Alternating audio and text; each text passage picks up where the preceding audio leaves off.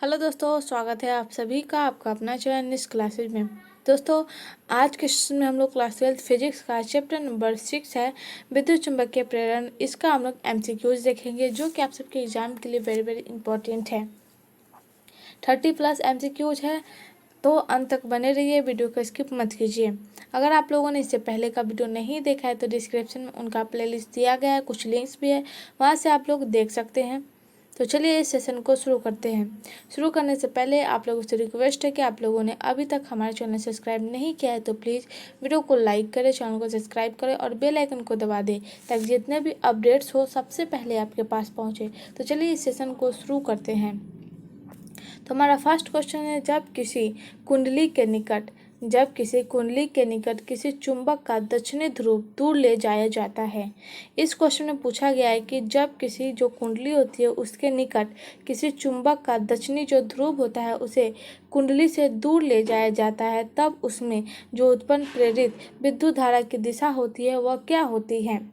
तो 4 ऑप्शन दिए गए हैं, इसमें से जो सही जवाब हो जाएगा वो हो जाएगा वामावर्त, ऑप्शन ए राइट होगा। अगर आप लोगों को इस सेशन में कोई भी क्वेश्चन का आंसर मालूम है तो प्लीज़ आप लोग बेझिझक कमेंट करते जाइएगा। तो चलिए क्वेश्चन नंबर 2 देखते हैं। क्वेश्चन नंबर 2 है, एक चुंबक एक बंद चालक के निकट स्थित है। इस क्वेश्चन में पूछा गया है, एक चुंबक है जो एक बंद चालक के निकट स्थित है, चालक में धारा उत्पन्न की जा सकती है, यदि क्या होता है। तो जो इसका जो चालक में धारा होगी वो उत्पन्न की जाएगी। तो इसका जो सही जवाब हो जाएगा वो हो जाएगा ऑप्शन डी, चालक और चुंबक के बीच आपेक्षिक गति हो तब एक चालक एक बंद चालक के निकट स्थित है, चालक में धारा उत्पन्न की जाएगी। तो इस क्वेश्चन में पूछा गया है कि एक चालक एक बंद चालक के निकट स्थित है तो धारा उत्पन्न की जा सकती है, यदि क्या हो। तो यदि चालक और चुंबक के बीच आपेक्षिक गति हो तब मतलब चालक में धारा उत्पन्न की जा सकती है। तो इस क्वेश्चन का जो सही जवाब हो जाएगा वो हो जाएगा डी। क्वेश्चन नंबर 3 है, प्रेरण कुंडली से प्राप्त होता है। प्रेरण कुंडली से क्या प्राप्त होता है। तो इसका जो सही जवाब हो जाएगा वो हो जाएगा ऑप्शन बी, निम्न धारा और प्रबल विद्युत वाहक बल। जो प्रेरण कुंडली होती है उससे निम्न धारा और प्रबल विद्युत वाहक बल उत्पन्न होता है, मतलब प्राप्त होता है। क्वेश्चन नंबर 4 है, क्षण में प्रेरित विद्युत वाहक बल का मान क्या होगा। और ये क्वेश्चन इंपॉर्टेंट है। तो क्षण में जो प्रेरित विद्युत वाहक बल का जो मान होगा वह हो जाएगा ऑप्शन ए, BLV। ये हो जाएगा इसका सही जवाब। क्वेश्चन नंबर 5 है, चौक कुंडली प्रेरक 5H है। चौक जो कुंडली है वह प्रेरक उसका जो है वह 5H है। इसमें बहती धारा जो है वह 2A/- यानी प्रति सेकेंड की दर से बढ़ रही है, तो प्रेरित विद्युत वाहक बल कितना हो जाएगा। तो इसका जो सही जवाब हो जाएगा वह हो जाएगा ऑप्शन बी, -10 भी हो जाएगा इसका सही जवाब। तो इस क्वेश्चन में पूछा गया था कि चौक कुंडली प्रेरक 5H है, तो इसमें बहती धारा 2A/-1 की धारा से बढ़ रही है, तो प्रेरित विद्युत वाहक बल जो हो जाएगा वो हो जाएगा -10 वोल्ट। तो ऑप्शन बी राइट है। क्वेश्चन नंबर 6 इंपॉर्टेंट क्वेश्चन है, अन्योन्य प्रेरण का SI मात्रक क्या होगा। हेनरी, ओम, टेस्ला या इनमें से कोई नहीं। तो इसका जो सही जवाब हो जाएगा वो हो जाएगा हेनरी। अन्योन्य जो प्रेरण होता है उसका SI मात्रक हो जाएगा हेनरी। हेनरी को जो सिंबल होता है हेनरी का वो हो जाएगा H। तो ऑप्शन ए राइट होगा। क्वेश्चन नंबर 7 है, निम्न में से कौन सा नियम ऊर्जा संरक्षण के नियम पर आधारित है। और ये क्वेश्चन इंपॉर्टेंट है। तो यहाँ 4 ऑप्शन दिए गए हैं, इनमें से कौन से जो नियम है वह ऊर्जा संरक्षण पर आधारित है। तो इसका जो सही जवाब हो जाएगा वो हो जाएगा ऑप्शन ए, लेज नियम जो है वह ऊर्जा संरक्षण पर आधारित है। तो ऑप्शन ए राइट होगा। क्वेश्चन नंबर 8 भी इम्पॉर्टेंट है। जितने भी SI मात्रक वाले क्वेश्चन हैं उसे याद कर लीजिए ताकि बोर्ड एग्जाम में कोई भी प्रॉब्लम ना हो, क्योंकि मैक्सिमम 3 से 4 ऐसे क्वेश्चन होते हैं जो एसआई मात्रक वाले होते हैं। तो इस क्वेश्चन में पूछा गया है कि चुंबकीय फ्लक्स का एसआई मात्रक नहीं है, तो इसका जो सही जवाब हो जाएगा वो हो जाएगा हेनरी जो है वह चुंबकीय फ्लक्स का एसआई मात्रक नहीं है। लेकिन अगर इस क्वेश्चन में होता है कि चुंबकीय फ्लक्स का एसआई मात्रक है, तब हो जाता Tm² Wb और वोल्ट, ये हो जाता है इसका चुंबकीय फ्लक्स का एसआई मात्रक। तो इस क्वेश्चन के हिसाब से ऑप्शन डी राइट है। क्वेश्चन नंबर 9 है चुंबकीय प्रेरण के समय के साथ चुंबकीय प्रेरण के समय के साथ बदलने से किसी बिंदु पर उत्पन्न होता है। इस क्वेश्चन में पूछा गया है कि जो चुंबकीय प्रेरण होता है उसके समय के साथ बदलने से किसी बिंदु पर उत्पन्न होता है। तो क्या उत्पन्न होता है, तो इसका जो सही जवाब हो जाएगा वो हो जाएगा ऑप्शन सी, वैद्युत क्षेत्र उत्पन्न होता है चुंबकीय प्रेरण के समय के साथ बदलने से किसी भी बिंदु पर वैद्युत क्षेत्र उत्पन्न होता है। तो ऑप्शन सी राइट हो जाएगा। क्वेश्चन नंबर 10 इंपॉर्टेंट है, ये क्वेश्चन बोर्ड एग्जाम में पूछे गए हैं। ट्रांसफार्मर कार्य करता है, और ये क्वेश्चन वेरी वेरी इंपॉर्टेंट है कि जो ट्रांसफार्मर होता है वह मतलब कार्य करता है। अधिकतर आप लोगों ने देखे होंगे जो बिजली का जहाँ पे मेन होता है, जैसे पोल वोल पर, गाँव में तो पोल ही होते हैं, वहाँ पे बड़े बड़े बॉक्स लगाए जाते हैं, वो ट्रांसफार्मर होता है। तो इस क्वेश्चन में पूछा गया ट्रांसफार्मर कार्य करता है। तो क्वेश्चन नंबर 10 का जो सही जवाब हो जाएगा वो हो जाएगा केवल डीसी कनेक्शन पर वो कार्य करता है। कौन? ट्रांसफार्मर। डीसी मतलब डायरेक्ट कनेक्शन। तो ऑप्शन जो सही हो जाएगा वो हो जाएगा ऑप्शन ए। क्वेश्चन नंबर 11 है ट्रांसफार्मर का कोड बनाने के लिए सबसे उपयुक्त पदार्थ निम्न में से कौन है, और यह भी क्वेश्चन इंपॉर्टेंट है। जो ट्रांसफर का कोड होता है उसे बनाने के लिए कौन से पदार्थ की आवश्यकता होती है। तो क्वेश्चन नंबर 11 का जो सही जवाब हो जाएगा वो हो जाएगा मुलायम इस्पात। जो ट्रांसफर का कोड बनाने के लिए इस्तेमाल किया जाता है वह है मुलायम इस्पात। तो ऑप्शन ए राइट हो जाएगा। क्वेश्चन नंबर 12 है तप्त तार एमीटर मापता है प्रत्यावर्ती धारा का क्या? उच्च मान, औसत मान, मूल औसत वर्ग धारा या इनमें से कोई नहीं। तो जो तप्त तार होता है वो एमीटर का मापता है प्रत्यावर्ती धारा का जो होता है वह औसत मान को मापता है। कौन? तप्त तार एमीटर। तो ऑप्शन जो सही हो जाएगा वह हो जाएगा ऑप्शन बी।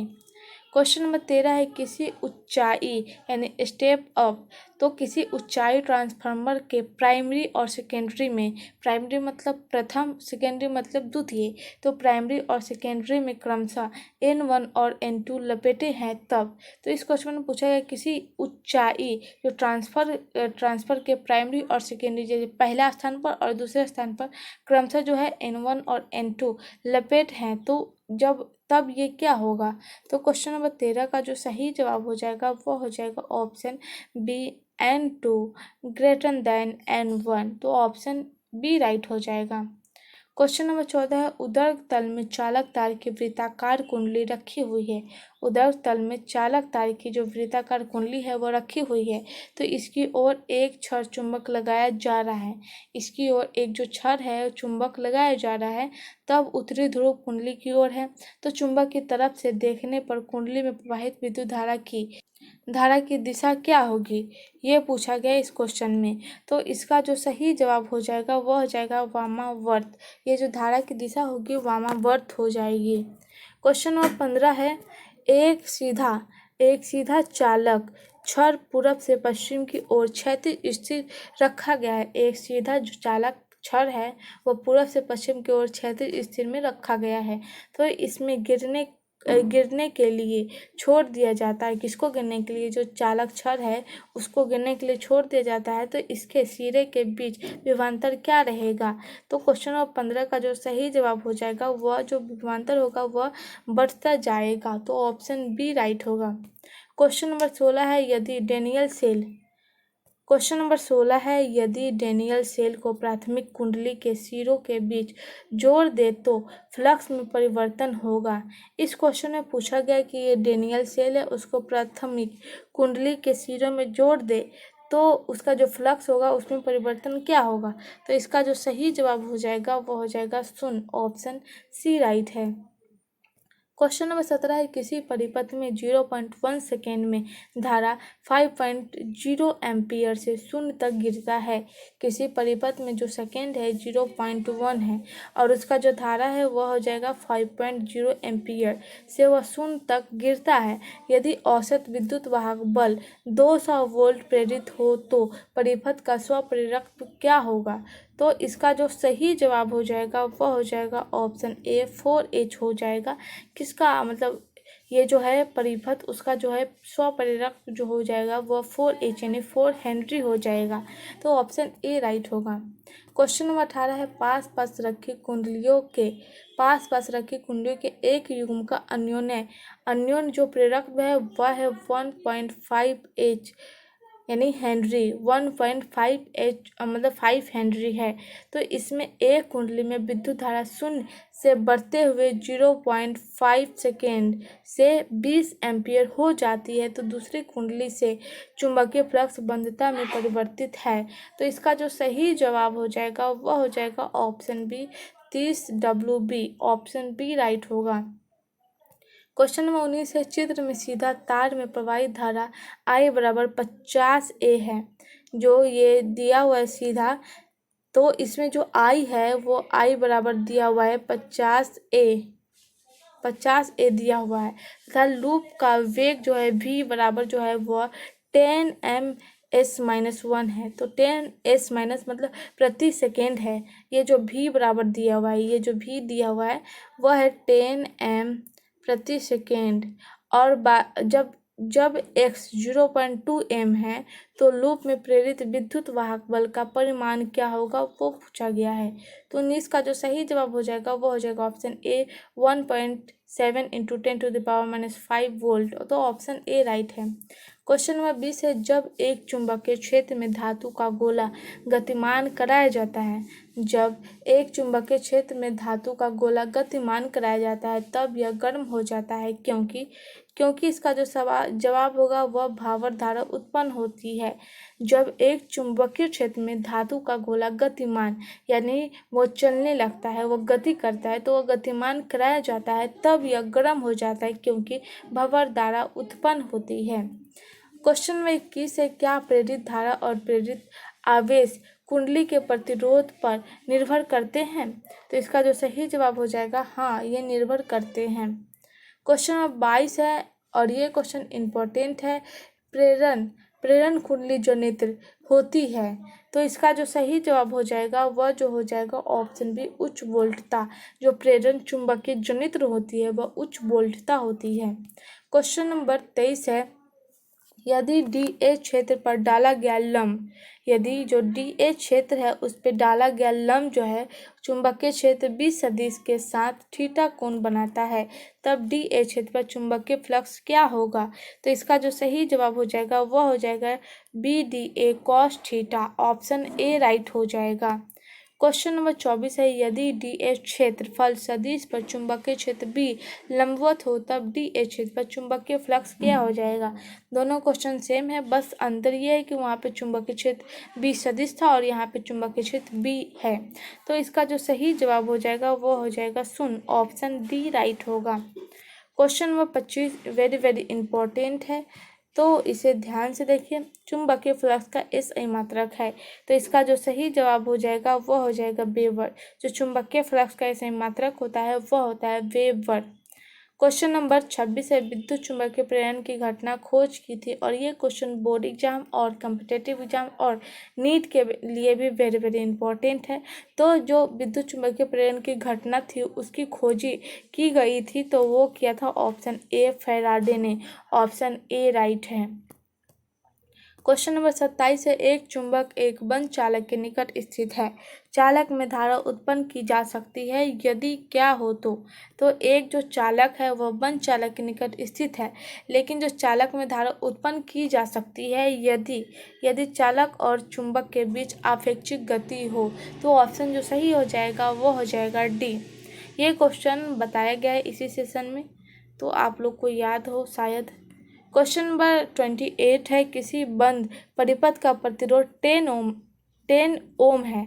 तो इस परिपथ में जो टी यानी समय जो है वह सेकेंड में है, चुंबकीय फ्लक्स जो है वेबर में है। 5 बराबर हो जाएगा 6t² माइनस 5t+1। ये हो जाएगा, मतलब ये जो है हो जाएगा, ये जो है 5 बराबर दिया हुआ है। और इसमें जो परिवर्तन है, इसमें जो परिवर्तित होती है वो मतलब ये परिवर्तित होती है, तो टी बराबर जो है वो हो जाएगा 0.25 सेकेंड, जो कि यहाँ पे बताया गया है। टी जो है वह सेकेंड में है। तो इस पर जो परिपथ में प्रतिवर्तित धारा यानी एम्पियर में क्या होगी, ये पूछा गया है।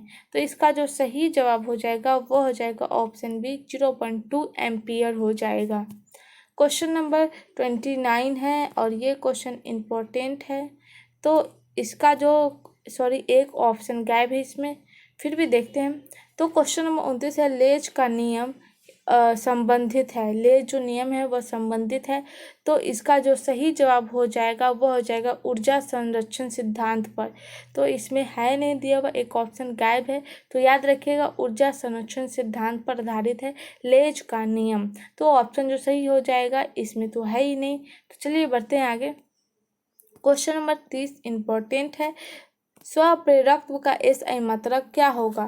स्वप्रेरकत्व का एसआई मात्रक जो हो जाएगा हेनरी हो जाएगा। हेनरी का सिंबल एच है, सभी का सिंबल याद करते जाइएगा। कूलॉम का सी, वोल्ट का भी, ओम का ऐसे वाला है, सबका सिंबल याद रहेगा तो आप लोग को कोई भी लाइन पकड़ने में बड़ी आसानी होगी। अगर यहाँ पे स्वप्रेरक का एसआई मात्रक दिया हुआ है, यहाँ पे हेनरी ना लिखकर एच होता तो आपको मालूम होना चाहिए ना कि ये हेनरी का सिंबल है, तो आप आसानी से उसे पकड़ सकते हैं। तो चलिए क्वेश्चन नंबर 31 देखते हैं। 31 है, एक कुंडली का स्वप्रेरक गुणांक 5mH है। यदि एक कुंडली से 2A की धारा प्रवाहित की जाए तब उस कुंडली से चुंबकीय फ्लक्स क्या होगा? तो इसका जो सही जवाब हो जाएगा वो हो जाएगा 0.01 WB यानी वेबर जो हो जाएगा 0.01 हो जाएगा। क्वेश्चन नंबर 32 है, प्रेरण कुंडली से प्राप्त होता है और यह भी क्वेश्चन इंपॉर्टेंट है। तो इसका जो सही जवाब हो जाएगा वो हो जाएगा निम्न धारा पर प्रबल विद्युत वाहक बल, ऑप्शन बी राइट होगा। क्वेश्चन नंबर 33 है, प्रेरण कुंडली का व्यवहार किया जाता है। प्रेरण जो कुंडली है उसका व्यवहार किया जाता है। तो इसका जो सही जवाब हो जाएगा वो हो जाएगा विसर्जन नलियों को चलाने के लिए व्यवहार किया जाता है। तो ऑप्शन जो सही हो जाएगा वो हो जाएगा डी। क्वेश्चन नंबर 34 है, प्रेरण कुंडली में संधारित्र के व्यवहार से द्वितीयक का विद्युत वाहक बल क्या मतलब बढ़ जाता है, घट जाता है, अपरिवर्तित रहता है या शून्य हो जाता है? तो 34 का जो सही जवाब होगा बढ़ जाता है। कौन? द्वितीयक का विद्युत वाहक बल। क्वेश्चन नंबर 35 है, लेज का नियम पालन करता है और ये क्वेश्चन इंपॉर्टेंट है और यही क्वेश्चन था जिसका हम लोग के पास ऑप्शन नहीं था, मतलब 3 ही ऑप्शन थे, तीसरा चौथा गायब था। तो उस क्वेश्चन का आंसर उस समय हमने बता दिया था, फिर भी यहाँ पे दिया गया है कि लेज का नियम पालन करता है और यहाँ पे था लेज का नियम संबंधित है। दोनों सेम क्वेश्चन है। तो क्वेश्चन नंबर 35 का जो सही जवाब हो जाएगा ऊर्जा संरक्षणता का संचारणता का सिद्धांत। ये आंसर हमने बताया था। अगर आप लोगों को नहीं समझ में आया तो यहाँ आंसर और दोनों को मतलब दोनों थोड़ा सा डिफरेंट हो, संबंध पूछा गया, पालन पूछा गया, दोनों का मतलब एक ही होता है। आप आंसर नोट कर लीजिएगा। क्वेश्चन नंबर 36 देखते हैं। क्वेश्चन नंबर 36 है, चुंबकीय क्षेत्र के फ्लक्स का एसआई मात्रक इकाई होती है।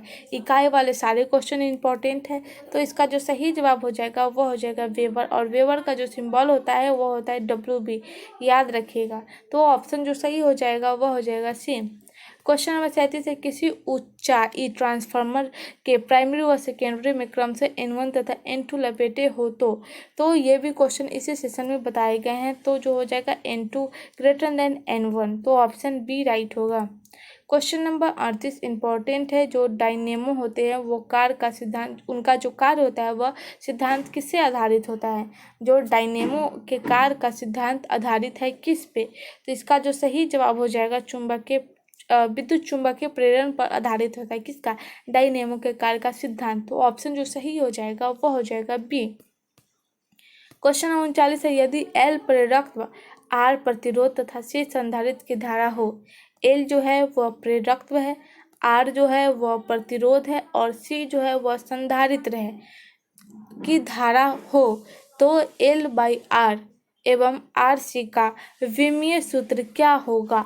और ये विमीय सूत्र पूछा गया और ये क्वेश्चन इम्पोर्टेंट है। तो इसमें जो पूछा गया है कि L जो है वो प्रेरक है, R जो है वो प्रतिरोध है और C जो है वो संधारित्र की धारिता हो, तो L/R एवं RC का विमीय सूत्र क्या होगा। तो इसका जो सही जवाब हो जाएगा वो हो जाएगा D, M0L0T। M0L0T दोनों समान हो जाएंगे, दोनों में नॉट आ जाए मतलब जीरो आ जाएगा। M0L0T, M0L0T, इसे जीरो भी बोल सकते हैं, M0L0T ऐसे भी बोल सकते हैं। तो इसका जो सही जवाब हो जाएगा वो हो जाएगा D। और क्वेश्चन नंबर 40 है, एक वृत्ताकार लूप की त्रिज्या R है। एक जो वृत्ताकार है यानी गोल है शेप, एक वृत्ताकार जो लूप है उसकी त्रिज्या जो है वह R दिया गया है। तो जिसमें I धारा प्रवाहित हो रही है, इसमें जो धारा प्रवाहित हो रही है वह I है, तथा जिसके केंद्र पर चुंबकीय क्षेत्र B है, ये जो बीच में केंद्र होगा वह B है। तो वृत्त के अक्ष पर केंद्र से कितनी दूरी पर चुंबकीय क्षेत्र का मान B/8 होगा।